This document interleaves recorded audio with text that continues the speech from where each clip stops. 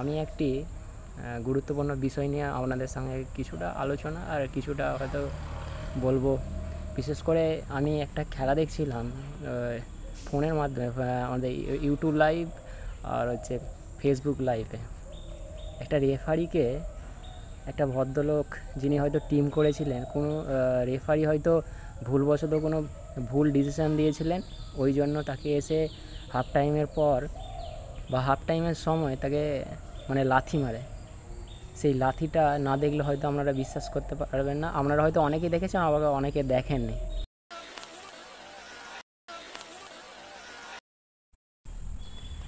দেখেছেন?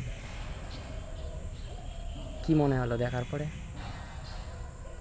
ভালো লাগছে? যদি আপনাদের যে মন্তব্য করার থাকে আপনি করতে পারেন। কি মনে হচ্ছে এটা? এই ভিডিওটি আমি যখন দেখেছিলাম, তো দেখার পরে আমার মন এত খারাপ হয়ে গেছিলো যে আমি আপনাদেরকে মানে বলতে পারছি না যে কীভাবে বলবো আপনাদেরকে। এত খারাপ লাগছিল, মানে আপনারা ধারণাও করতে পারবেন না। আমার মতো হয়তো আপনারা যেরকম ফুটবল প্রেমী মানুষ আছেন, হয়তো ওনারাও হয়তো এরকমই কষ্ট পাচ্ছেন। কেন একজন ফুটবল প্রেমী মানুষ হয়ে একজন ফুটবল প্রেমী মানুষকে মার খেতে দেখছেন এরকমভাবে, মানে হয়তো সত্যিই খারাপ লাগতেই পারে আপনার। হয়তো একটা মানুষ বা একটা রেফারি তো এসে ভুল করতেই পারে, তা বলে তাকে মারা যায়? উনি তো একজন পরিচালক, খেলা পরিচালক। আপনারা ছোটো ছেলে নয় যে আপনাদেরকে বোঝাতে হবে যে কোনটা ঠিক আর কোনটা ভুল। আমরা তো সবাই জানি যে মানুষ মাত্রেই সব কিছু জিনিস ভুল হতেই পারে, হতেই থাকে। তো একটা জিনিস বা বারবার কোনো জিনিস ঘটতেই থাকে, সেগুলোকে আমাদেরকে মানতে হয়। তা বলে একটা মানুষের ওপর চড়া হওয়াটা এটা ভালো না। এটা ফুটবল প্রেমী মানুষের পক্ষে আমার মনে হয়, আমি ফুটবল প্রেমী মানুষ বলে আমি আপনাদের বলছি যে এটা খুবই খারাপ ব্যাপার যেটা ঘটে গেছে। এমনকি আপনাকে বলছি, পৃথিবীর যেসব বিখ্যাত রেফারি আছে, আপনি ওদের খেলার যে ভুলভ্রান্তিগুলো যদি মেনে নিতে পারেন, তো গ্রামগঞ্জে বা আমাদের ভারতীয় রেফারিদের আপনি কেন ভুলভ্রান্তিগুলো মানতে অত অসুবিধা? আমি এইটাই আপনাদের বলতে চাইছি। হয়তো উনি হয়তো রেগে বা নিজের রাগকে মানে নিয়ন্ত্রণ করতে পারেনি, হয়তো উনি মারছেন। আপনি তো ধরুন রাগ নিয়ন্ত্রণ না করতে পেরে আপনি ওনাকে হয়তো এক লাথি মারলেন।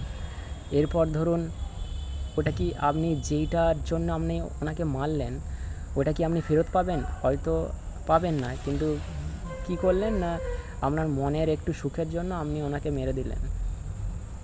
এটা কি, আপনি ফুটবল প্রেমী মানুষ যদি হন, এটা একটু ভেবেচিন্তে দেখবেন, এটা কি ভালো জিনিস?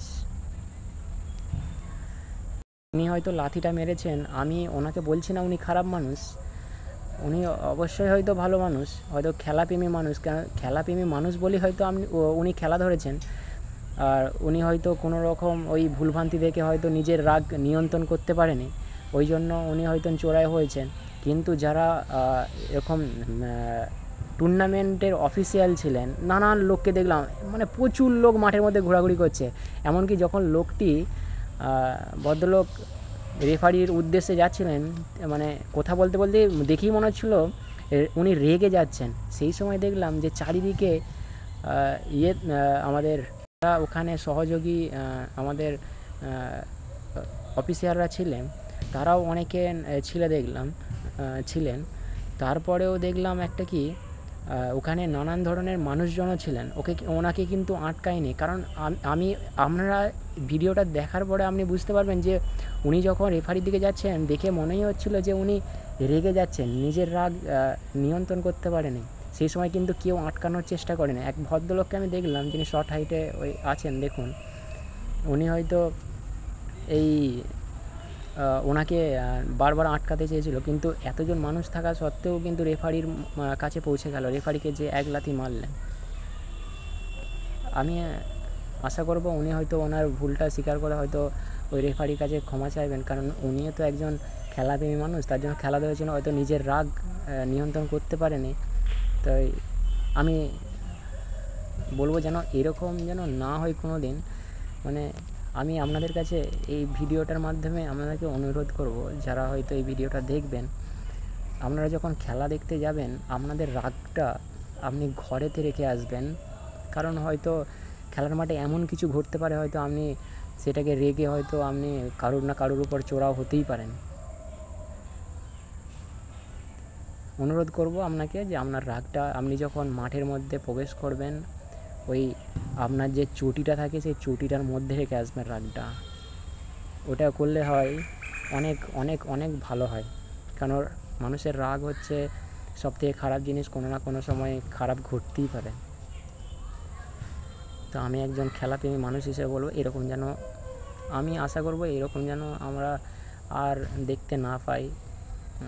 কারণ আমাদের খুবই খারাপ লাগে কোনো একটা প্লেয়ারকে বা কোনো একটা দর্শককে ধরুন কোনো রকম মারপিট বা কোনো কিছু সমস্যা ঘটলে হয়তো আমাদের কষ্ট হয়। যখন দেখবেন আমরা যখন একটা খেলার সময় একটা বল মারি, কোনো দর্শকের গায়ে একটা বিশেষ করে যদি লেগে যায় বা তার যদি কিছু হয়ে যায়, আমরা দেখবেন সেই সময়টা দেখবেন কিছু কিছু প্লেয়ার আছে দেখবেন দৌড়ে যায় তাদেরকে দেখে, কারণ খুব খারাপ লাগে। কারণ আপনাদের কি মতামতগুলো আপনারা অবশ্যই আমাকে জানাবেন। আর ভালো থাকবেন, সুস্থ থাকবেন।